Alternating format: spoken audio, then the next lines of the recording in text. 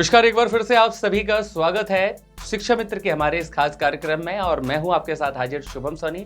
आप देख रहे हैं स्वदेश 24x7 न्यूज चैनल। अक्सर हम खबरों के साथ साथ आपको ग्रामीण क्षेत्र के उन विद्यालयों का भी नजारा अपने इस कार्यक्रम के दौरान दिखाते हैं जो कि स्थिति को आपके सामने साझा करता है।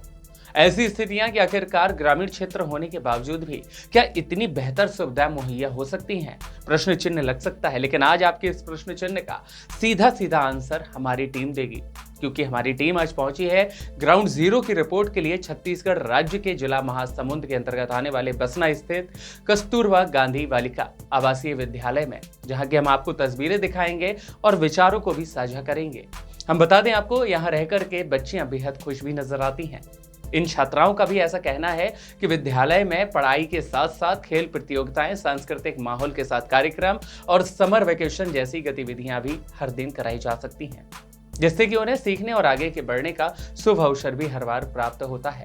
विद्यालय के शिक्षकगण इन सभी कार्यक्रमों को सफल बनाने की दिशा में विशेष मेहनत करते हैं। हमारी काव्या चौहान, मैं कक्षा 8वीं में पढ़ती हूँ। यहाँ बहुत हमारे स्कूल का नाम है कस्तूरबा गांधी बालिका बलसुला आवासीय विद्यालय बलसुला। यहाँ बहुत अच्छा से सुविधा होता है। मेरा नाम नव्या निषाद है, मैं कक्षा 7वीं में पढ़ती हूँ। जब से मैं यहाँ आई हूँ मेरे को बहुत अच्छा लगता है। यहाँ में रंगोली, मेहंदी और अन्य प्रोग्राम भी करते हैं। किचन गार्डन बनाते हैं और बगीचा है। यहाँ गर्मी के टाइम में समर कैंप चलता है। यहाँ कुकिंग, केक, कढ़ाई, बुनाई, डांस, जुम्बा और कंप्यूटर सिखाते हैं। यहाँ प्रयास परीक्षा के लिए भी उपलब्ध है। हम आज से गणित का पढ़ेंगे, जिसमें हमें नए मैम आई हैं। आज से हम प्रयास का पढ़ेंगे। यहाँ पे खाना अच्छे से मिलता है।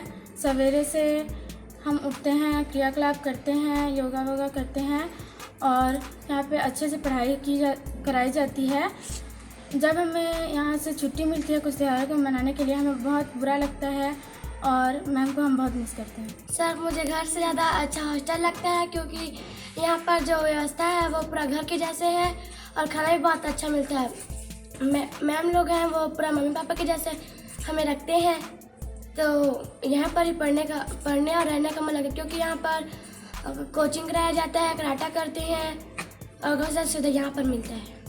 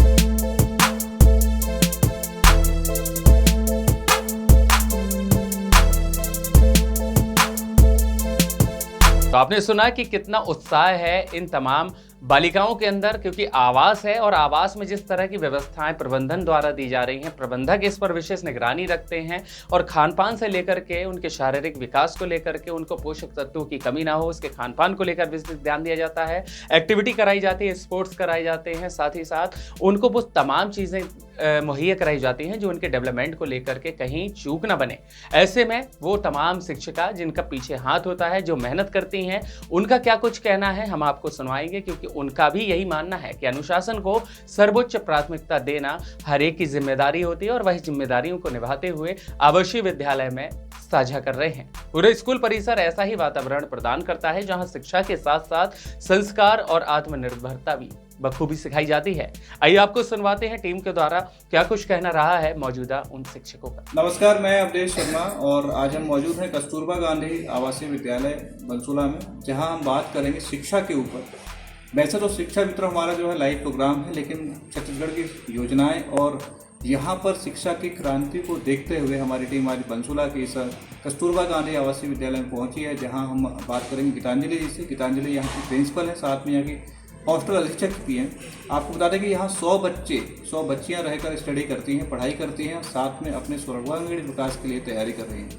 आइए हम जानते हैं गीतांजलि से कैसे ये सरकार की योजनाओं में कदम से कदम मिला के चल रही हैं, अधिकारियों का कितना सहयोग रहता है और वो कौन सी योजनाएं हैं जिनको एक चैलेंज के रूप में अपनी जिम्मेदारी को निभा रही हैं। गीतांजलि, आपका बहुत स्वागत है। जी सर, मेरा नाम गीतांजलि नाग है और मैं शासकीय कस्तूरबा गांधी बालिका आवासीय विद्यालय बंसुला में अधीक्षिका हूँ। मैडम, हमें ये बताएं कि सरकार की ऐसी कौन सी योजनाएं हैं कि यहाँ पर हम देख रहे हैं बच्चे रह रहे हैं, आप लोग भी हो, टीचर भी है, घर भी है, खाना भी है, खेलना भी है, कूदना भी है और आगे जाके विकास भी है। ये कौन सी योजना है? आवासीय विद्यालय क्या होता है? ऊपर से कस्तूरबा गांधी है। सर, ये हमारे शासन की एक बहुत ही महत्वपूर्ण और महत्वाकांक्षी योजना है और ऐसी जो योजनाएं हैं सर, जैसे शिक्षा के क्षेत्र में पिछड़े हुए जो राज्य रहते हैं, स्टेट रहते हैं या फिर जिले ब्लॉक रहते हैं सर, तो वहाँ पर इन योजनाओं का क्रियान्वयन किया जाता है। कस्तूरबा गांधी बालिका विद्यालय यह भी एक ऐसी महत्वाकांक्षी योजना है जिसमें पिछड़े वर्ग के बच्चों को या फिर वो बच्चे जो पढ़ाई नहीं कर पाते, पलायन कर जाते हैं, एकल माता पिता या ऑर्फन चाइल्ड होते हैं, उस टाइप के बच्चों को सर यहाँ पर उनका सिलेक्शन किया जाता है और उनके सर्वांगीण विकास के लिए सर कार्य किया जाता है। मतलब ये कहा जा सकता है कि अगर किसी को कोई तकलीफ हो रही है और आप बच्चा पढ़ना चाहते तो सरकार बैठी है, सरकार की जिम्मेदारी है कि हम आपके बच्चे को पढ़ाएंगे। सर, ये जो विद्यालय है ना सर, उन्हीं बच्चों के लिए है जो तकलीफ में है, जिन्हें प्रॉब्लम्स है, जो पढ़ाई नहीं कर पा रहे हैं, तो सर उनको लेकर के हमें आगे चलना है। और जो बच्चे बहुत ही निचले स्तर से आते हैं सर, उन बच्चों को हमको लेकर के आगे तक लाना है। कितने बच्चे गीतांजलि जी इस आवासीय विद्यालय में रह रहे हैं और किस प्रकार से कौन सी क्लास से कौन सी क्लास तक पढ़ाई की जाती है? इनका एजेंडा क्या रहता है? यस सर, हमारे यहाँ सर बच्चे 6वीं से लेकर के 9वीं तक इस वर्ष से यहाँ पर रहते हैं सर, और 9वीं के बच्चे पढ़ने के लिए बाहर जाते हैं। और इसमें सर हम बच्चों के सर्वांगीण विकास की ओर हम काम करते हैं। मॉर्निंग में योगा से लेकर के कौशल विकास प्रशिक्षण तक सर जो भी हमसे होता है हम करते हैं, और बाहर से प्रशिक्षक बुला करके भी हम बच्चों को सर ट्रेन करवाते हैं। योगा कौन कौन करता है बेटा? हाथ उठाओ जरा। सब लोग करते हो? अच्छा, कराटे कौन कौन सीखता है? सब लोग सीखते हो? मैडम, हम देख रहे हैं कि आपके साथ कुछ आपकी कोर टीम भी है, तो ये कौन है, इनके बारे में थोड़ा आप परिचय देना चाहेंगे? सर, ये हम सभी स्टाफ से हैं सर, और सबसे फ्रंट में बैठी हुई हैं श्रीमती किरण मलिक मैम जी, और उनके बाद हैं श्रीमती सविता कुमार मैम जी, और हमारे साथ हैं सर संतोषी साहब। सविता जी, आपसे मैं सवाल चाहूँगा कि आप तो बुजुर्ग हैं, शायद रिटायर भी होने वाली कुछ दिनों के बाद। जी सर। कितने साल से हैं आप इस आवासीय विद्यालय? मैं 2006 से हूँ सर। 2006 से लगभग 18-19 साल होने को आ गए। जी सर। तो कैसा लग रहा है, क्या एक अनुभव रहा है? क्योंकि आपका भी परिवार होगा, ये भी एक परिवार है, तो क्या आपको इनके साथ में रह के देखने को मिला? क्या अनुभव रहा? और परिवार से आप दूर रह रही हो तो क्या कुछ दोनों में डिफरेंस देखने को मिला, और कैसे आप मैनेज करते हैं ज़िंदगी को? देखिए सर, अगर हम जॉब में हैं तो सबसे पहले यही सोचेंगे कि हम जिस फील्ड में हैं उसको पहले प्राथमिकता देते हैं। परिवार भी महत्व रखता है और परिवार वाले भी समझते हैं सर, मदद करते हैं, कि आप उस फील्ड में हो, तो हम ये सोच करके यहाँ पहले प्राथमिकता देते हैं। यहाँ के बच्चों का चाहते हैं कि हमको सर्वांगीण विकास उनका हो, क्योंकि ये दूर दराज गांव से और गरीबी स्तर से आए हुए रहते हैं बच्चे, और हम चाहते हैं कि ये बच्चे भी अच्छा से पढ़ाई लिखाई करके आगे बढ़ें और अपने पैरों पर खड़े हों। पढ़ाई की हम बात करेंगे, क्योंकि हमें ऐसा पता चला कि जो आवासीय विद्यालय है यहाँ से कई बच्चों का सिलेक्शन अलग अलग संस्थाओं में भी हुआ है। जी सर, यहाँ से बच्चों का सिलेक्शन प्रयास स्कूल के लिए हुआ है, एकलव्य स्कूल के लिए हुआ है। यहाँ की बालिकाएं पढ़ कर के निकलती हैं सर, और कई नर्स बन चुकी हैं, एक बच्ची डॉक्टर बन चुकी है सर। इसी आवासीय विद्यालय इसी आवासीय विद्यालय से पढ़ के निकली है। बहुत बढ़िया। किरण जी, हमें ये बताएं कि ऐसा कोई मोमेंट देखने को मिला है कि जैसे बच्चों की तबीयत खराब हो गई और आपको सहयोग की जरूरत पड़ी, कुछ समझ में नहीं आया, लगा कहाँ फंस गया, तो वही आपके साथ बच्चे से हम देख रहे हैं। सर ऐसे स्थिति में तो हम लोग सब एक दूसरे से समायोजन करते हैं सर, बात करते हैं, संतुलन बनाते हैं। उसके बाद हमसे नहीं हो पाता है सर, तो यहाँ का जो बीएमओ सर है उनसे चर्चा करते हैं। उसके बाद फिर या फिर टीम आती है सर, वो आके हमारी समस्याओं का हल करते हैं। एक बड़ा सवाल है आपसे गीतांजलि जी कि लगभग 100 बच्चे हैं, कैसे मैनेज करते हैं आप? डर वर नहीं लगता कि महिलाएं हैं, लड़कियां हैं, कुछ गलत हो गया, उल्टा सीधा कुछ हो गया तो?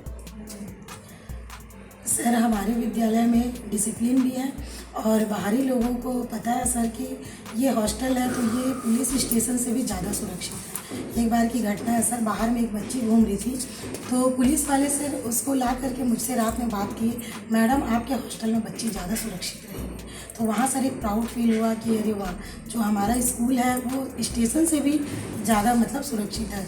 और डर सर, क्योंकि हम सब टीम भावना से काम करते हैं, एक साथ काम करते हैं, साथ में रहते हैं, तो इसीलिए से डर नहीं लगता है। मैडम, मेरा सवाल आपसे है कि घर से दूर रह के बच्चों के साथ रह के कैसा लगता है, कैसा अनुभव लगता है? घर वालों को भी टाइम देना है, इनको भी टाइम देना, फिर वहाँ एक 8 घंटे की जॉब होती है सरकारी स्कूल में, जाओ पढ़ाओ और चले जाओ घर, लेकिन यहाँ पर तो पढ़ाने के बाद भी यही रहना पड़ेगा। कैसा लगता है आपको? वैसे तो मेरे को ऐसा कुछ नहीं लगता है, क्योंकि मेरा जो सर्विस लगा है तो बच्चों के समर्पण के लिए ही लगा है, तो मैं ऐसा कुछ नहीं सोचती हूँ सर। मैं 8 घंटा ड्यूटी करने के बाद भी मैं जो कमज़ोर बच्चे हैं यहाँ KGBB में, तो उनके लिए मैं अलग से उनको पढ़ाने का कोशिश करती हूँ सर। और मैं 4 बजे हमारा जो छुट्टी 4 बजे का टाइम है, तो मैं टाइम को नहीं देखती सर। मेरे को जितना समय लगता है मैं उतना समय बच्चों को पढ़ाती हूँ, क्योंकि मेरा ये जो KGBB और मेरा घर पास ही है सर। मेरे को ऐसा कुछ फील नहीं होता, जितना मैं अपने परिवार को चाहती हूँ उतना मैं KGBB के बच्चों को भी चाहती हूँ सर। एक सवाल है गीतांजलि जी आपसे, सारी चीज़ें तो हो गई, बच्चों को पढ़ा भी रहे हैं, सारी एक्टिविटी करा रहे हैं, टीम भावना भी है, अधिकारियों का कितना कुछ सहयोग रहता है, कैसा मार्गदर्शन मिलता है? सरकार की योजना को इम्प्लीमेंट तो करना, सरकार ने तो योजना निकाली, लेकिन अधिकारी जब उसमें इम्प्लीमेंट करने आए, क्या कुछ मार्गदर्शन देते हैं, कितना सहयोग करते हैं?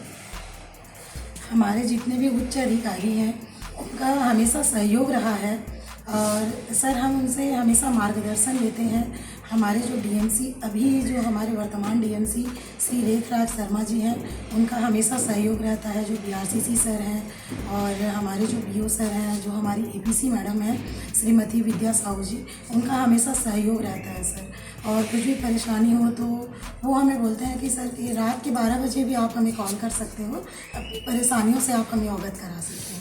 और बेझिझक होकर सर हम उनको अपनी परेशानियां बताते हैं और उनसे सर हमेशा जो है सहयोगात्मक रवैया हमारे साथ रहता है और वे हमें जो भी बताते हैं सर हम उनकी बातों को इम्प्लीमेंट करते हैं। अपने साथी शिक्षक गणों को क्या संदेश देना चाहेंगे? क्योंकि आप भी गांव में हैं, काम कर रहे हैं, हॉस्टल वार्डन के रूप में काम कर रहे हैं, प्रिंसिपल के रूप में काम कर रहे हैं। सर निरंतर अगर हम किसी काम को करें तो हमें सफलता एक दिन जरूर मिलती है।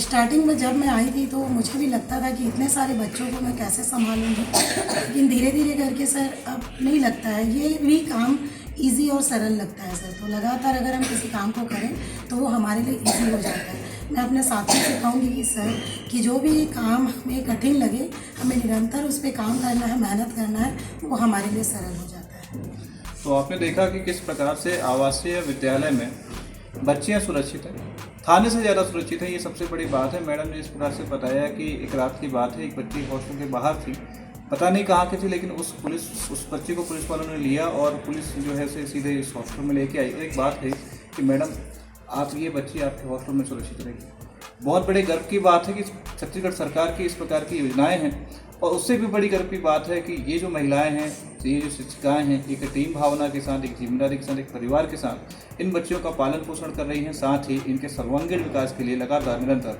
प्रयास जारी कर रही हैं। फिलहाल आज के इस खास प्रोग्राम में इतना ही। देश दुनिया की तमाम खबरें देखने के लिए आप देखते रहिए स्वदेश 24। नमस्कार। तो हमारे इस शिक्षा मित्र के कार्यक्रम में आपने देखा बसना का यह कस्तूरबा गांधी बालिका आवासीय विद्यालय है, जो यह साबित करता है कि अगर इच्छा शक्ति और आत्मसमर्पण की भावना हो तो सीमित संसाधनों के चलते भी आप बहुत अच्छा कार्य कर सकते हैं और अपने नाम के साथ में सम्मानजनक पूर्व से व्यवहार भी ला सकते हैं।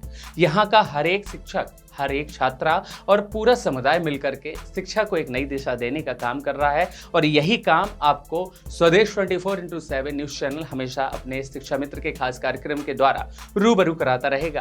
फिलहाल के लिए पूरी टीम के साथ दीजिएगा इस कार्यक्रम से खास इजाजत शुभम सोनी को। आपसे बेहद जल्द होगी फिर मुलाकात शिक्षा मित्र के अन्य कार्यक्रम, अन्य स्थल और ग्राउंड जीरो की रिपोर्ट के साथ। फिलहाल के लिए देखते रहें हमारी खास पेशकश।